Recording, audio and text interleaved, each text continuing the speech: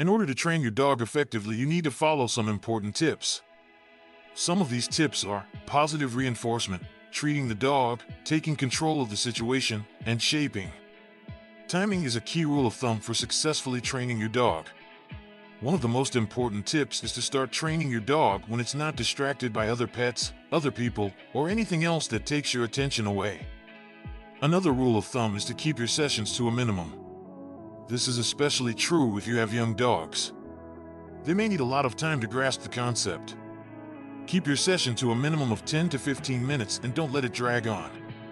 To successfully train your dog, you need to make sure you have the right tools. You'll want to use a treat pouch to keep tasty treats at arm's length. Also, don't forget to close windows and avoid other pets. For example, you should offer a reward when your dog stays focused for a long enough period of time. A good way to do this is to kneel in front of your dog and hold a treat in your palm. As the dog looks up, say its name in a happy tone. While your dog is working on something, have a person throw a squeaky toy or bouncy ball behind your dog. After the dog makes a positive move, give it a nice treat and praise it for being a responsible pet. One of the best ways to get a dog to pay attention is by using a clicker. If you're not comfortable using one, you can try a tennis ball exercise. The point is to be consistent and to be sure the dog gets what it wants when it wants it. In addition to a clicker, you may also use a lure to draw your dog to you. Your lure might be a large, flashy toy. Treats are the most powerful reinforcers for dogs. When a dog performs a desired behavior, you should reward it with verbal praise and a treat. However, you should not give a treat every time.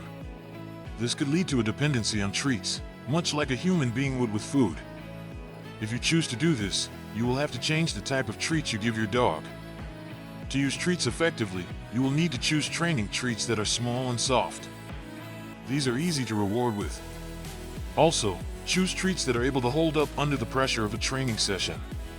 Keep in mind that large treats can slow down the rate at which your dog learns. They can also cause unwanted weight gain. Therefore, you should always give your dog smaller treats. You can also use lures when training your dog. It is also advisable to have a variety of different types of treats on hand. Your dog is likely to respond to different flavors and textures. Consider using non-meat-based treats, peanut butter, and other low-value foods. Then, you can test out different treats until you find ones your dog will eat. Whenever you are learning to train your dog, it is important to follow a proper schedule.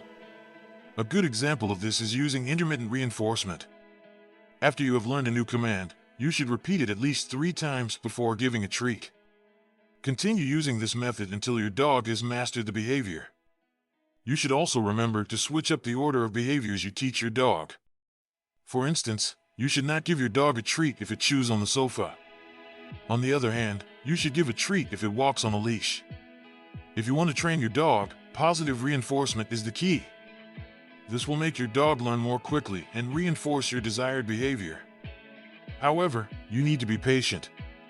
You will need to follow the correct steps in order to ensure that your dog will be able to learn the appropriate behavior. First, you must be aware of the different types of reinforcement.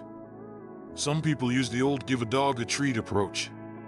Others use a variety of treats. Other methods include praise and petting.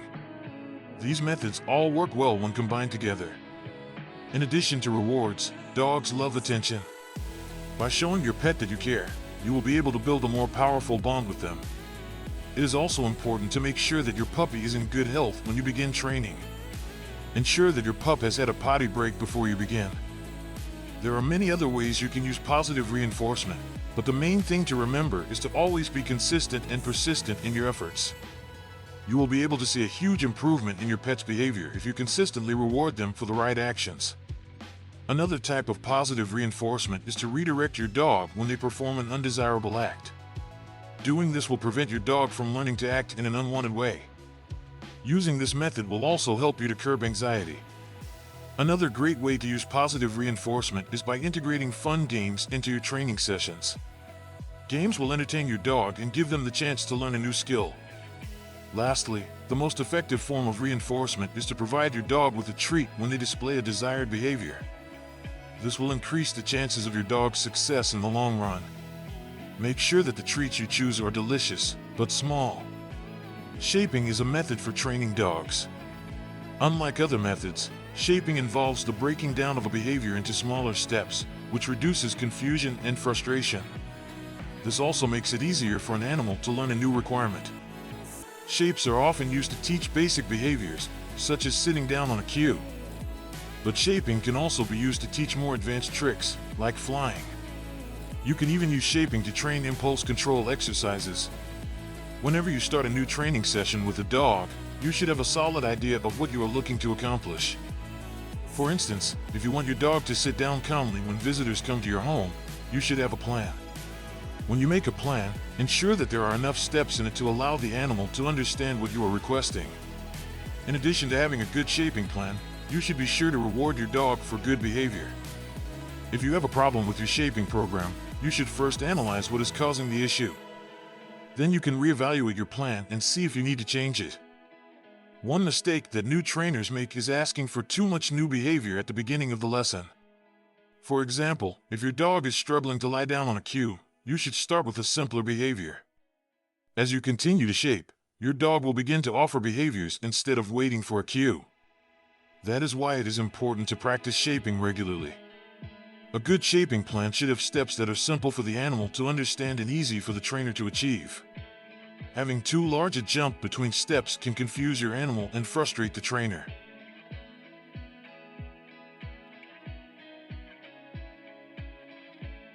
As a conclusion, I'd like to add: start early. Start training your dog as soon as you bring him home. Teaching him commands and proper behavior early on will help prevent undesirable behavior down the line. Be consistent. Stick to a consistent schedule when training your dog, using the same commands and techniques each time. This will help your dog learn quickly and efficiently. Use positive reinforcement. Rewarding your dog with treats or praise when he exhibits desired behaviors is a great way to reinforce them. Have patience. Dogs learn differently than humans, and it can take time for them to master a command or behavior. Remain patient and don't get frustrated if your dog isn't learning as quickly as you'd like. Utilize professional help. If you find yourself having difficulty teaching your dog, consider hiring a professional trainer who has experience working with dogs.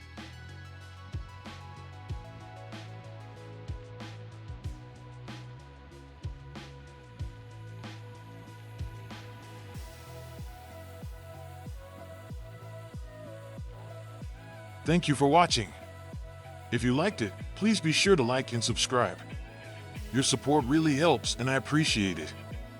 I hope that you have gained valuable knowledge about your dog's behavior and how you can set aside time each day to practice training and keep the sessions short and sweet. Feel free to check out our training in the description to further your understanding of this concept. Thank you for joining us today. See you on the next one.